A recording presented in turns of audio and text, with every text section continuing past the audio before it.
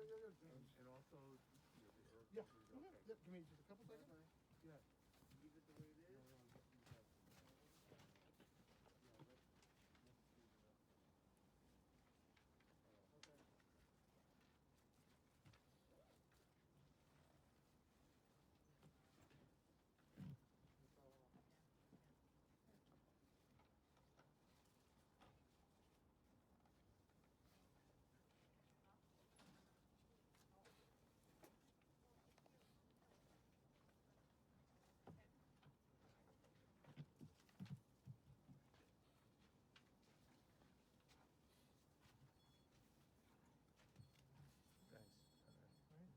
Can you open it for me? Thanks. Do you want to put the ribbons on there? Or you want me to do them? You do that, yeah, and then I'll just hear it. Okay, great, thanks. Before we begin the service, if you have a cell phone or a pager, please turn it off or place it in the silent mode.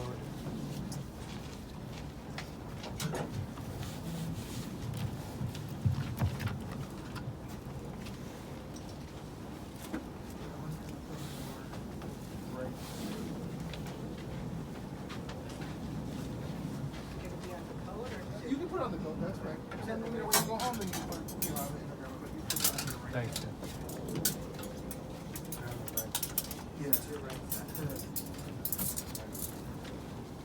And friends, as we're about to begin the service, again, just a final reminder to please make sure that your cell phones are off. And officiating today's service will be Rabbi Barry X. Our Jewish funeral service begins with the Kriyah, or tearing the black ribbon. It's a custom that dates back to two biblical moments. First, when Jacob saw what he thought was the blood of Joseph on his coat of many colors, the Bible says that he tore his clothes. And then many years later, when King David learned that his eldest son had been killed, in his grief he fell to the floor and also tore his clothes.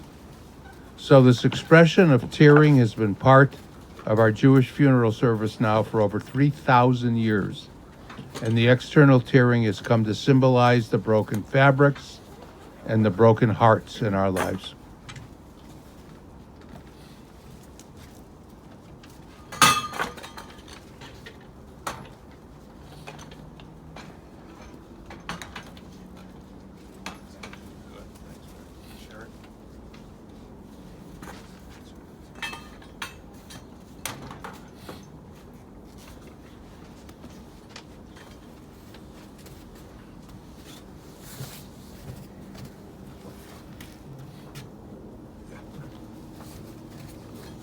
Baruch atah Adonai, Eloheinu melech olam dayan ha'emet.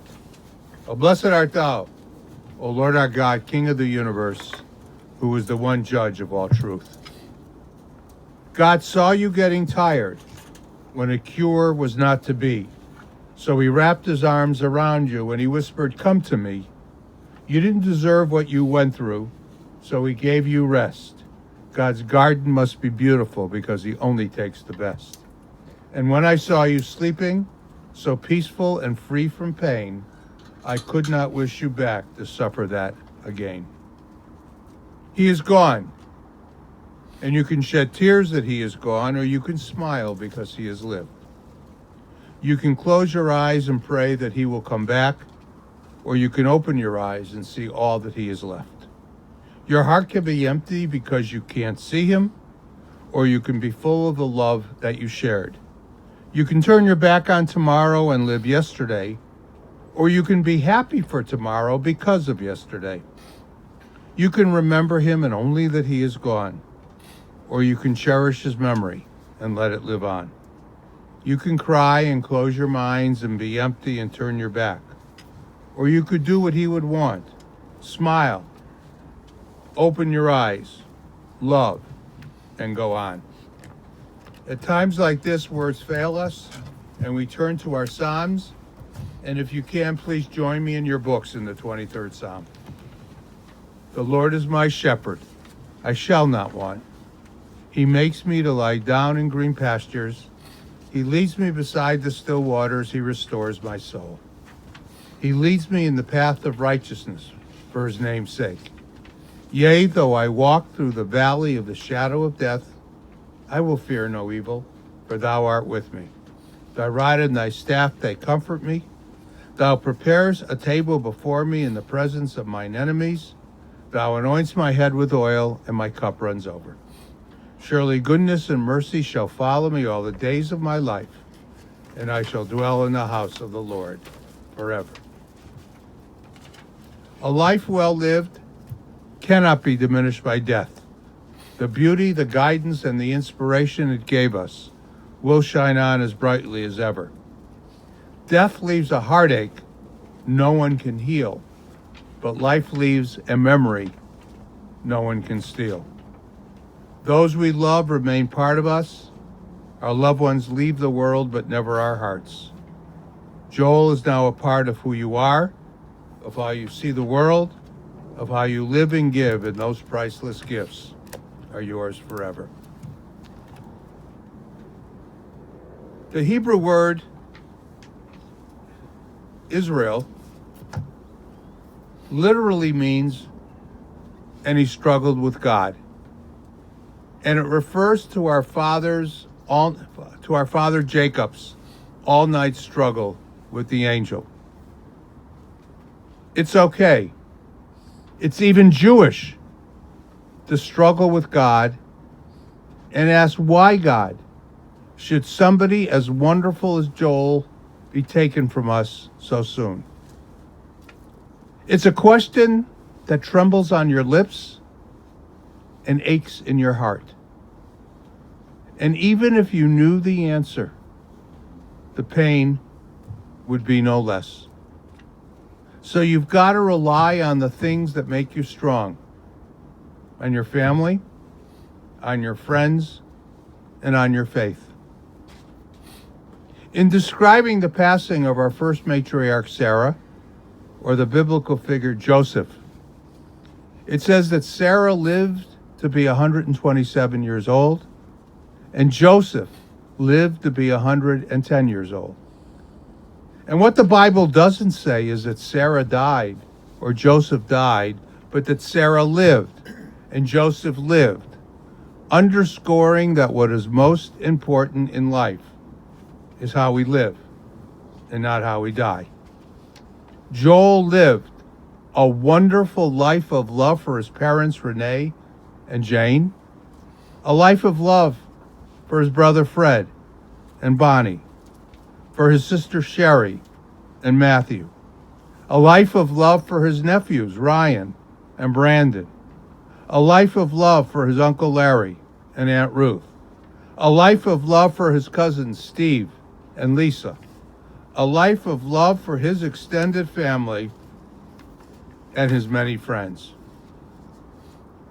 Brother Fred shared with me that Joel passed away from a glioblastoma brain tumor, which he fought until the very end. He grew up in Rogers Park and Skokie. Joel graduated high school from Niles North and earned a Bachelor of Science in Electrical Engineering from DeVry Institute for Technology. Joel then headed west to Los Angeles and never looked back. He had a laid-back personality and was easy to get along with. And it became very clear to me that Joel had the right recipe for life. And the main ingredient in that recipe was the love he had for his family. Joel passed away as he lived, with his family and dear ones nearby and in his heart. Our tradition teaches us that once we pass on, we leave behind only two things. And there are two Hebrew words that not only sound alike, but come from the same root. One is Yerusha, the other is Morasha. Now, Yerusha are your material assets. They're your bank accounts, your real estate holdings, or your stocks and bonds. But Morasha is the essence of who you are. The characteristics about yourself that you leave behind for family and friends who love you and who will miss you. I don't know, nor do I care to know what Joel's Yerusha is. But I can tell you what his Morasha was. It was an unconditional love for his family. It was a reaching out and caring for others. And it was a real zest for life. You know, in the very first words of the Bible, it says, "Let there be light," and there was light. But it wasn't until day 4 that God creates the sun and the moon. So if God creates the sun and the moon on day 4, what was this light that God was talking about in the very first sentences? So I believe that light was the light of God. And since the world wasn't complete, God put that light into each and every one of us. And when we lead good lives, and when we care for others, that light shines forth and makes this world better. Every single person here knew that Joel had that light. And when it shone forth and hit you, it inspired you to do better and to be better. You know, on the drive up, a song came over the radio that stirred me for this service today. It was a 1960s hit song by Burt Bacharach and Hal David, sung by Dionne Warwick, titled "Always Something There to Remind Me." Each of you will always have something there to remind you of Joel. A dinner, an occasion, a trip. For as the song concludes, "For how can I forget you, when there is always something there to remind me? I was born to love you, and I will never be free because you'll always be a part of me." Joel's passing cannot diminish the important ways that he touched your lives, and your grief cannot take away the happiness that you shared. In your memories of him, may you find comfort. In your family and friends, may you find love. And in your hearts, may you find the strength to help you through this very difficult time. So may the memory of Joel Perel always be a blessing to us. May it inspire us to do better and to be better. And in his honor, may God grant you comfort and peace during this very difficult time. Amen. I am now honored to read several remembrances from the family. The first remembrance is from Sister Sherry. Saying goodbye to my brother is one of the hardest things I've had to do, and it's for a very special reason.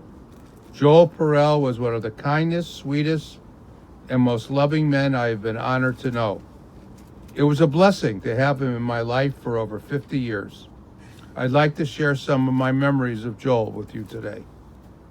My first memory of Joel highlights his compassion and patience. When I started kindergarten at age 4, I was younger than the others and sometimes had trouble keeping up. My little fingers just weren't coordinated enough to tie my shoelaces, and I desperately wanted to earn a bow on the classroom wall to show that I completed this task. After 14-year-old Joel saw my parents struggling to teach me, he made it his mission to help me earn that coveted bow.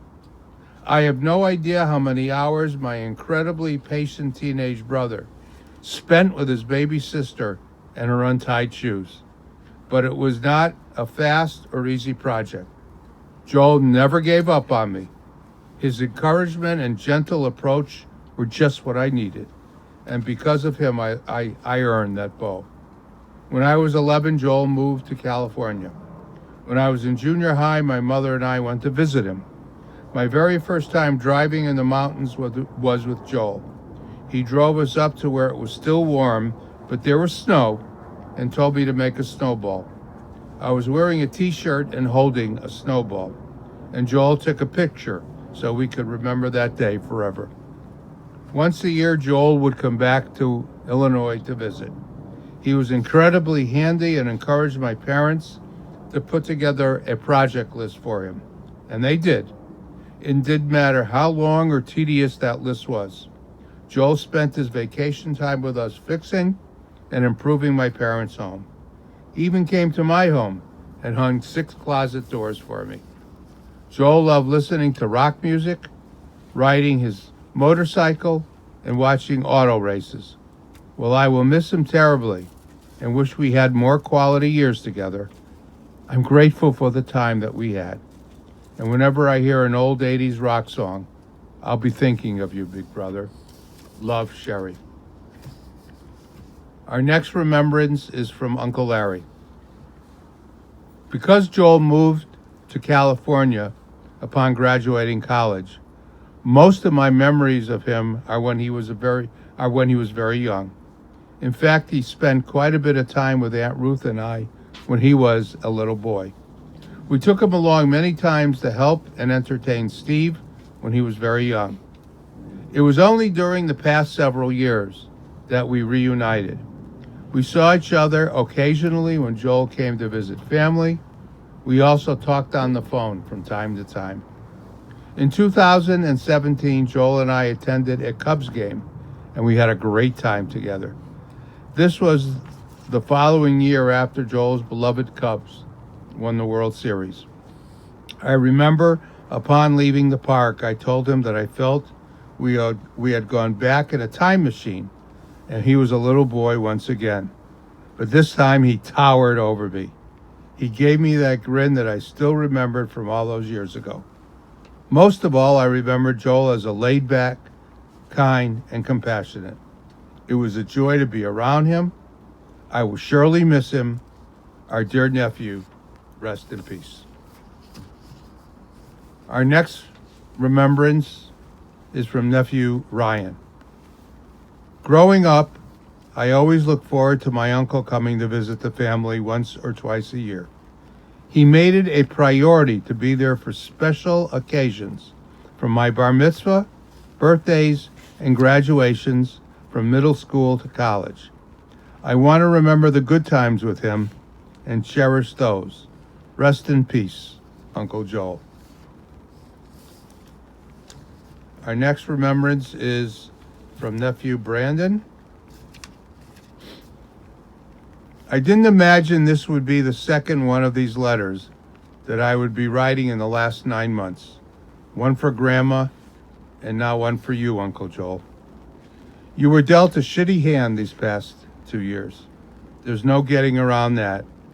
I know you were fighting with everything you had to get back to California to finish your house and enjoy your retirement. I know how much your house, music, roses, motorcycle, and everything else out there meant to you. Only getting to see you once or twice a year, I never really understood why you lived so far away. Then I came out there for the first time in January 2020, and it made sense. The awesome view of the mountains and the great weather made it feel like you were on vacation all year round. Who wouldn't want that? As I reminisce, I think about so many things. You were there at all my graduations, middle school, high school, and college. Playing catch-up in the yard, going to Slurpees together, calling you at Grandma's house to ask when you would be coming over, discussing the latest episode of Curb. By the way, make sure to watch the season that just came out. You'll have some good laughs. Are just a few of those things. As time passed, though, our relationship became more about the conversations we would have about life, sports, or anything else happening. All through college, I would always call you late at night, and you'd be asking me, what time is it there? Or why are you not going to sleep? Well, last Friday night, on the night you passed, I found myself up late at night, like usual, but this time thinking about you. I decided to go through my phone to see what I could find. I came across a 67-second voicemail from June 13th, 2018. It was you encouraging and offering me advice on searching for a job. I know I told you in person, but I want to make sure you hear it again. I landed that full-time job finally this past September.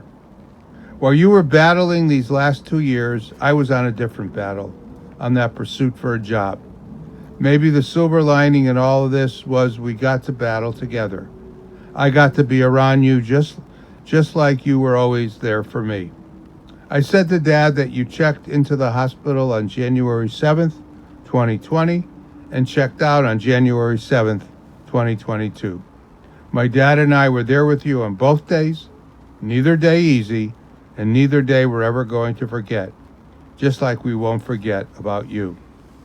Enjoy the view of the mountains and the wind hitting your face while you're riding high on your motorcycle to your next concert. Hopefully that California traffic isn't as bad up there. Make sure to say hello and take care of Grandma for us. Until next time, love you, Uncle Joel. And our last memorial is from Fred. Joel and Fred's journey started on January 7, 2020, and ended on January 7, 2022. During that time, our love for each other grew stronger than ever. Joel fought hard, and we never missed a doctor's visit during this time. The things I remember the most about Joel is his love of rock and roll music. What a collection you had. I would call him and he would tell me he is on his way to a concert in Hollywood or LA. Indy car racing was another of Joel's favorite hobbies, and he would tell me how every year he would reserve the same seat for the Long Beach Grand Prix. Then there was the Chicago Cubs. It was a tradition every year when Joel came home for a visit. For Pat, you, Brandon, Orion, and I would go to Wrigley Field for a game. It was a special time each year, like one year meeting Tom Ricketts on the way to the ballpark. You made sure you were here for both Ryan and Brandon's middle, high school, and college graduations. This journey brought you back home when you grew up. It was a blessing because you got to spend time with Mom before she passed. We have had many memories through these years that I will never forget. I will love you forever and think about you every day, Brother Fred. I have to tell you, I was very moved, extremely moved by all of these remembrances. And I want to take a rabbi's prerogative and share with you the words of Father Michael Judge. Father Judge was a Catholic priest who was the chaplain to the New York City Fire Department, and he passed away in 9/11, saving lives. And before he died, Father Judge wrote to his friends, hang on to your memories, hang on to your moments, and hang on to each other. Hang on to your memories of Joel. Hang on to the special moments that you spent with him. But Sherry, Fred, family, I think the most important gift you can give to him is to hang on to each other. I will now ask the family to please rise.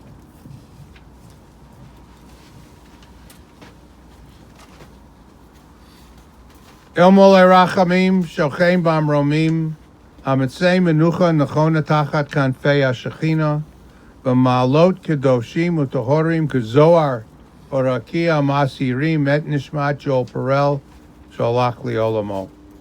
El Molei Rachamim, O exalted, compassionate God, grant infinite rest in your sheltering presence among the holy and the pure to the soul of Joel Perel, who has gone unto his eternal home.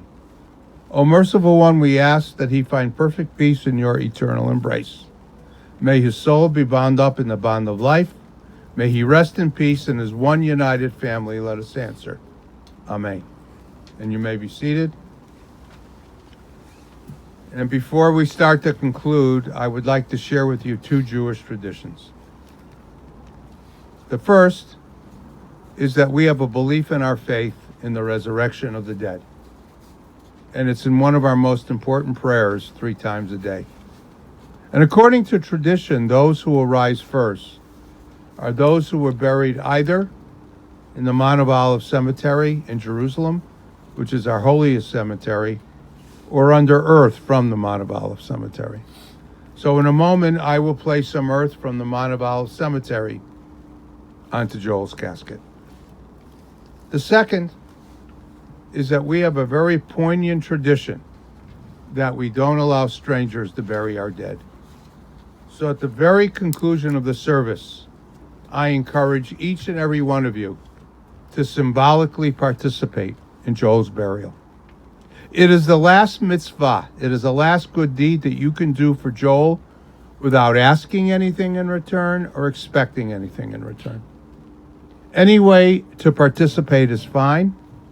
I will demonstrate the traditional way, which is to do 3 small shovelfuls, with the first shovel turned in the opposite direction as a sign of grief, as something that's a little harder in our lives, and then 2 in the normal direction. And we do it 3 times because the first could be by accident, the second could be by coincidence, but the third is a real commitment.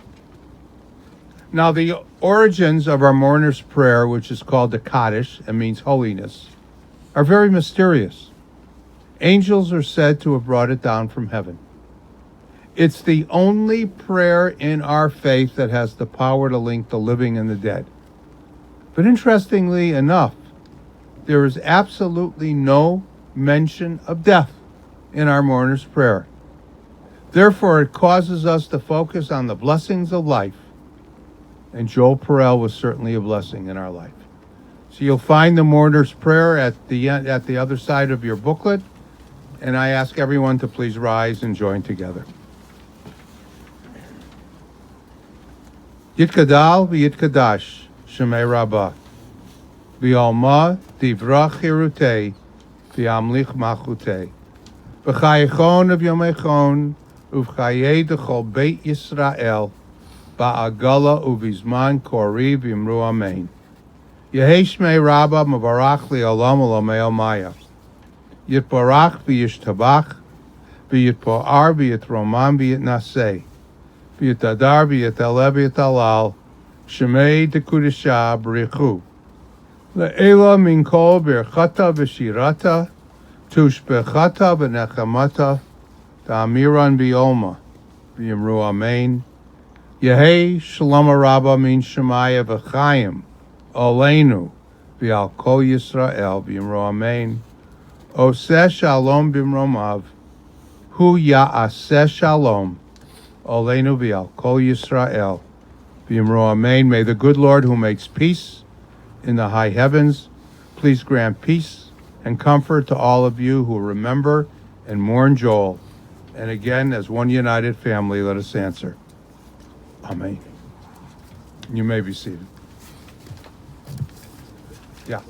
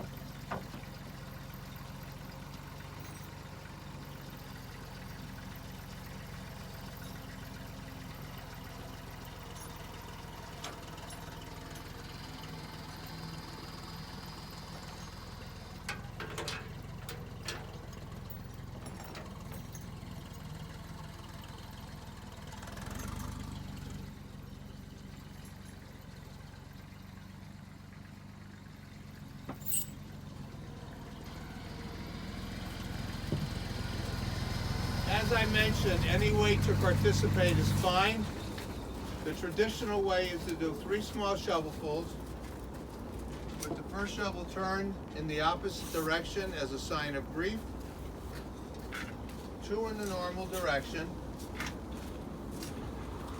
and then you place the shovel back into the earth for the next person. I invite Sherry and Fred to please come up and start, and then Uncle Larry and everyone else, family, Ryan and Brandon. And please be very careful. It's Bonnie, just starting to Matthew. trickle and rain a little bit, so everything's And we have 2 slippery. shovels, so You can come on either side. either side.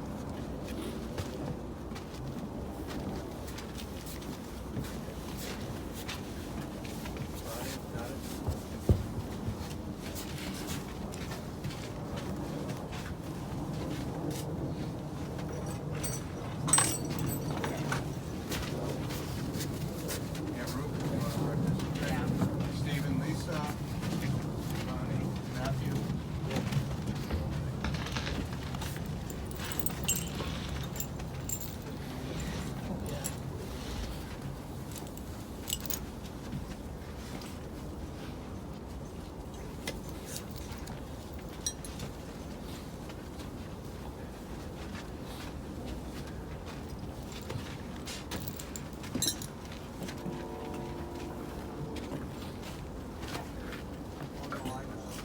I will. I know.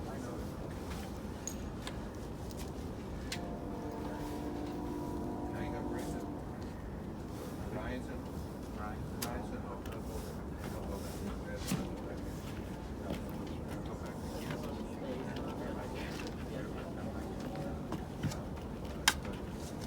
You hear that, Brandon? That needs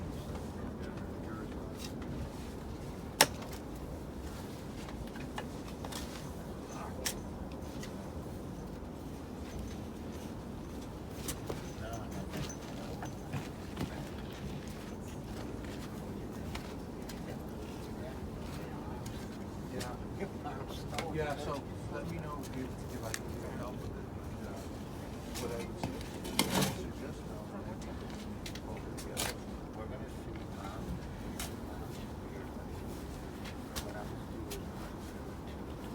don't go through here. Go directly, just like we do. Go directly. Yeah. Right.